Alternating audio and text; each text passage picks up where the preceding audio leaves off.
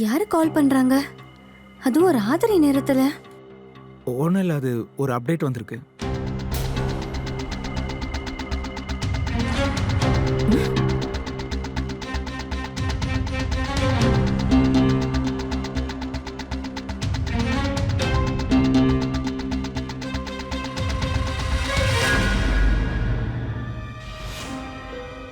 ஆமா, நேத்து தியா கைய பிடிச்சு என்ன சொல்லிட்டு இருந்த?